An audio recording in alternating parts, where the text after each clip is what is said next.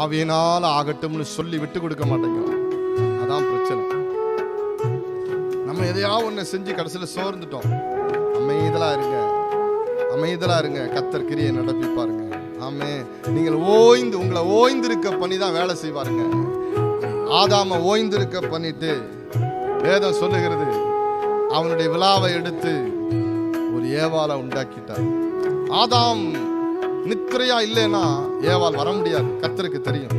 அநேக நேரங்களில் நீங்கள் நித்திரையா இருப்பீர்களானால், நீங்கள் ஓய்ந்திருப்பீர்களானால், நீங்கள் அமைதலா இருப்பீர்களானால், கர்த்தர் செயல்படட்டும் என்று சொல்லி விசுவாசத்தோடு அவருடைய பாத்திரை காத்திருப்பீர்களானால், உங்களுக்காக செய்ய வேண்டிய காரியங்களை செய்யும்படி தேவன் எழுந்து நிற்பார்.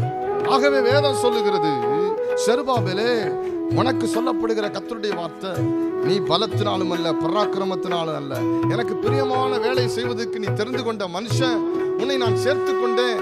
ஆகவே பலத்தினால் அல்ல பராக்கிரமத்தினால் அல்ல, என் ஆவியினாலே அந்த ஆலயம் கட்டி முடிக்கப்படும். கர்த்தர் நம்முடைய வாழ்க்கைக்காக கொடுக்கிற, பிரயாசத்துக்காக கொடுக்கிற, நம்முடைய திட்டத்திற்காக கொடுக்கிற, நம்முடைய கையின் காரியங்களுக்காக, ஊழியங்களுக்காக, தொழிலுக்காக, ஏதோ ஒன்றுக்காக கொடுக்கிற பிராமிஸ். நம்முடைய பிரயாசத்துக்கான, நம்முடைய காரியங்களுக்கான பிராமிஸ். ரெண்டையுமே கர்த்தர் யார் கையில கொடுத்துட்டாருங்க? செருபாபேல் கையில கொடுத்துட்டாரு. ஆமென் சொல்லுங்க.